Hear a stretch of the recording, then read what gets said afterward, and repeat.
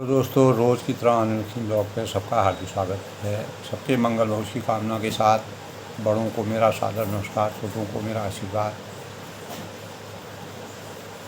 आज के प्रेरणादायक विषय में दोस्तों, हमारे जीवन में अनेक प्रकार के ज्ञानियों, सुधीजनों, विचारकों और अनेक गुरुओं का सानिध्य मानव जीवन को प्राप्त हुआ है और जिनकी प्रेरणा के परिणाम स्वरूप हम अपने सही मार्ग का चयन करने में समर्थवान हो जाते हैं। तो इसी परिप्रेक्ष्य में दोस्तों, अगर हम गुरु ब्रह्मा गुरु विष्णु गुरुदेवो महेश्वर गुरु साक्षात परम ब्रह्म तस्मै श्री गुरुवे नमः, गुरु गोविंद दोनों खड़े काके लागू पाए, बलिहारी गुरु आपने गोविंद दियो बताए। यानी भगवान ने गुरु के स्वरूप को इतना विशाल और महान और एक मार्गदर्शक के रूप में कैसे अवतरित किया है, कैसे मानव चेतना को जगाने का प्रयास किया है, इस संबंध में गुरु भगवान की जो मार्गदर्शक वाणी है वह हमारे जीवन में किस प्रकार से अवतरित होती है, कैसे हम अपने विचारों को, अपनी भावनाओं को समाज के कल्याण के लिए, समाज के उत्थान के लिए, समाज के परिमार्जन के लिए और अपने जीवन को सार्थकता के उपमान में अवतरित करने के भावों का संचार गुरु की प्रेरणा से हमें प्राप्त होती है। इसीलिए कहा गया है, कौन हिसाब रखे, कौन हिसाब रखे किसको कितना दिया और किसने कितना बचाया। और इसीलिए भगवान जी ने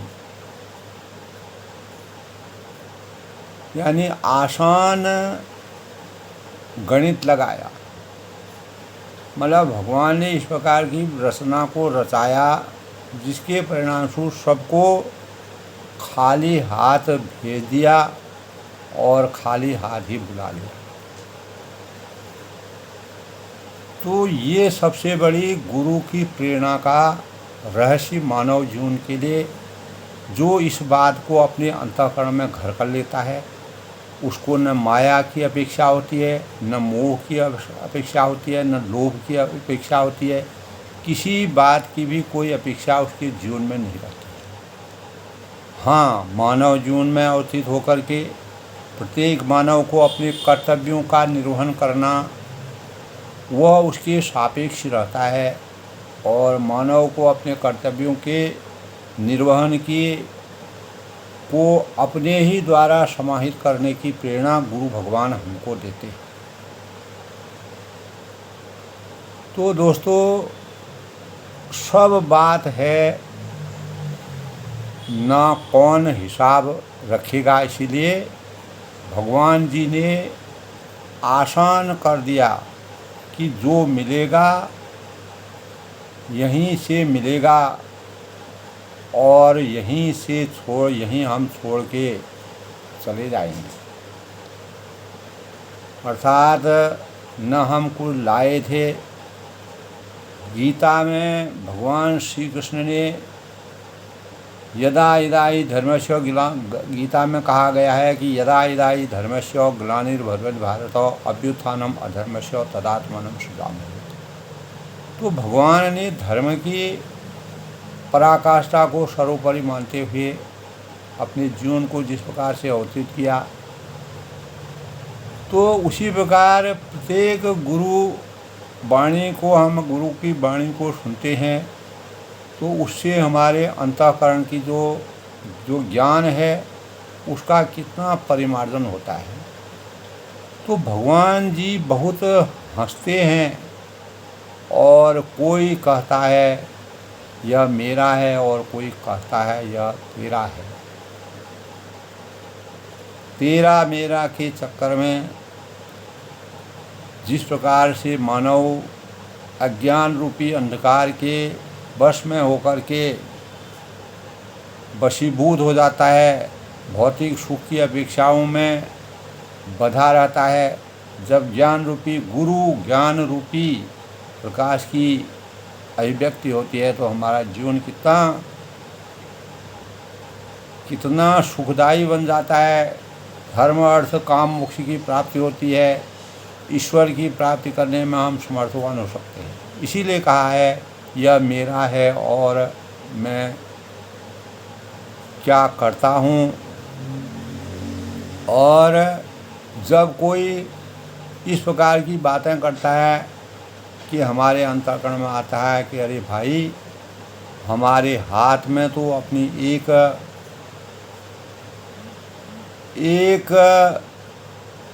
यानी घड़ी हुई, यानी जो हमारे हाथ में अपनी एक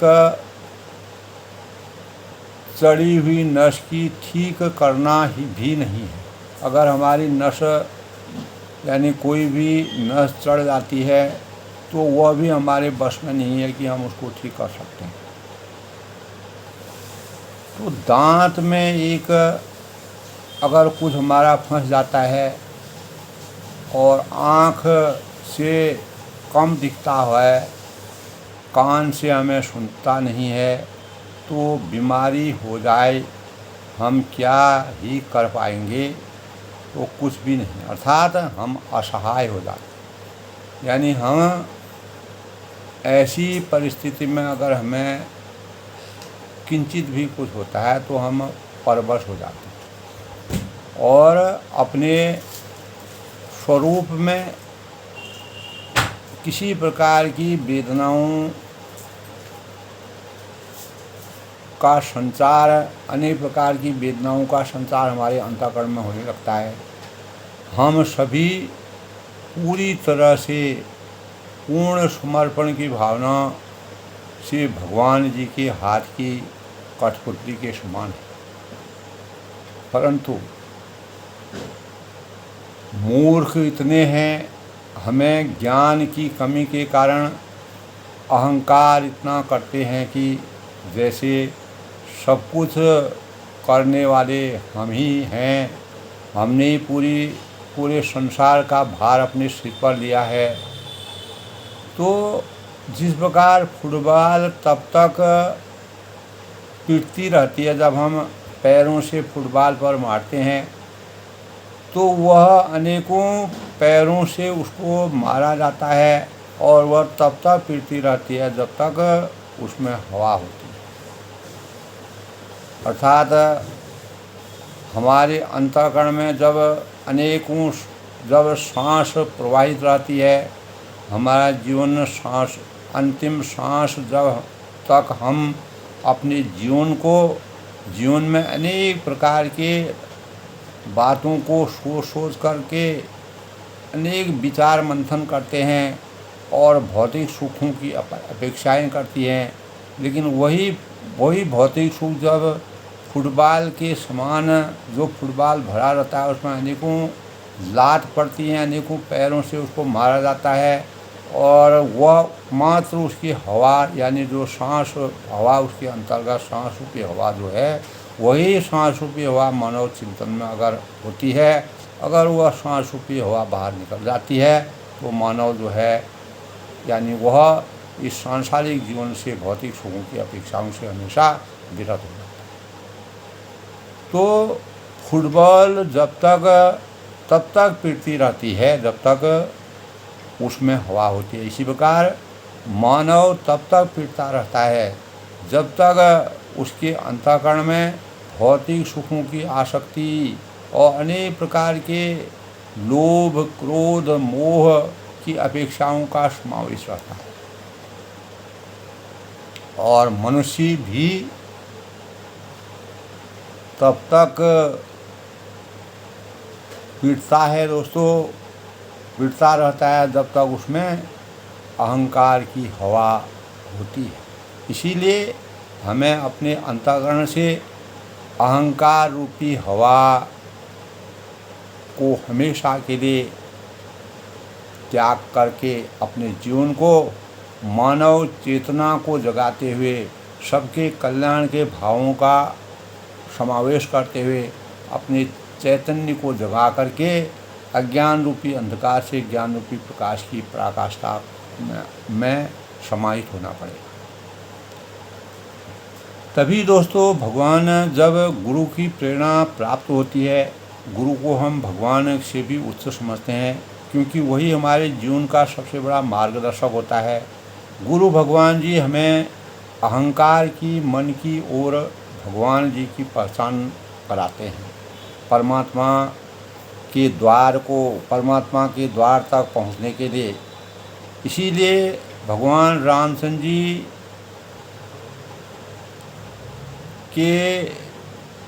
ने अपने शिष्यों को किस प्रकार से प्यार दुलार दिया। हनुमान जी जो अष्ट सिद्धि नौ निधि के दाता बने, तो हनुमान जी अपनी पहचान करने में समर्थवान तब हुए जब भगवान रामचंद्र जी का उन पर रामचंद्र की कृपा उन पर बरसी। तभी भगवान शिव कहते हैं, हे उमा, यह कभी की बड़ाई नहीं है, यह भगवान रामचंद्र जी का आशीर्वाद है। उसी प्रकार जब गुरु की प्रेरणा से हम अभिभूत होते हैं तो हमारा चिंतन, हमारा मनन, हमारा ध्यान, हमारा चेतन अज्ञान रूपी अंधकार से ज्ञान रूपी प्रकाश की तरफ बढ़ने लगता है। और हर पल हमारा मार्गदर्शक, जिस प्रकार से हम गुरु के सानिध्य में रहते हैं, तो वही हमारे मार्गदर्शक का सबसे बड़ा मार्गदर्शक बनता है।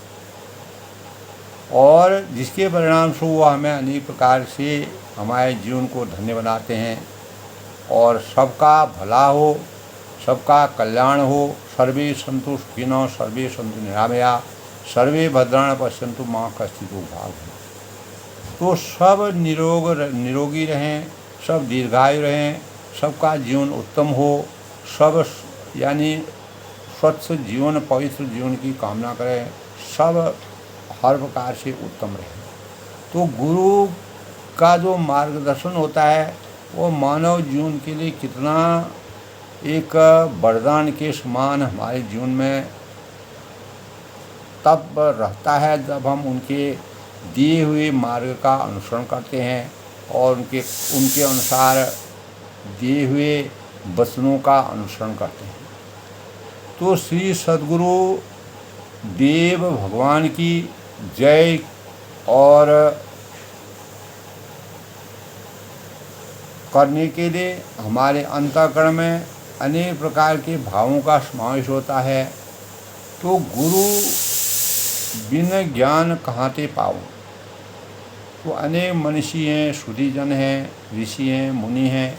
इसीलिए हमें अज्ञान रूपी अहंकार को त्याग कर अपने अंतिम सांस तक कैसे गुरु के सानिध्य में रह कर के एक मार्गदर्शक के अनुसार अपने जीवन को सही कार्यों की प्रेरणा से शुचिता के स्वरूप में बांधना चाहिए।